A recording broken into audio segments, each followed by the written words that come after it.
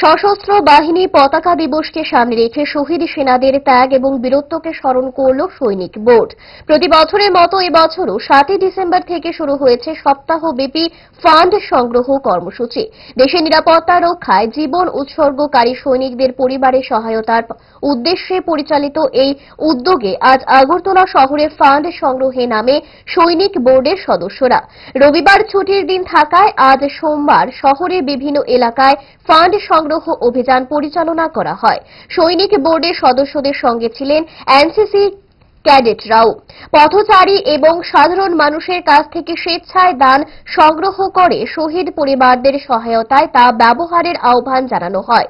সশস্ত্র বাহিনী পতাকা দিবস দেশপ্রেম, ত্যাগ এবং কর্তব্যবোধের এক গভীর স্মারক হিসেবে প্রতি বছর পালিত হয়। থেকে রাজ্য সৈনিক বোর্ড থেকে অল ইন্ডিয়া থেকে 7 ডিসেম্বরে প্রতি বছর ফ্ল্যাগটা কালেকশন ডোনেশন করা হয়।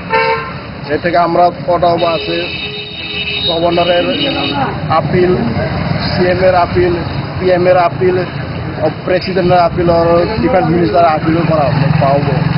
এই যে টাকাটা কালেকশন করা হয়েছে, টাকা আমরা কালেকশন করার পর যারা আমরা সৈনিকের মারা গেছেন, মৃত্যুতে মারা গেছেন, তাদের ফ্যামিলি বাচ্চাদের জন্য হেল্প করার জন্য আমরা করে এডুকেশন গ্রান্ট, টেট গ্রান্ট সব দিয়ে তাদেরকে সাহায্য করা হবে।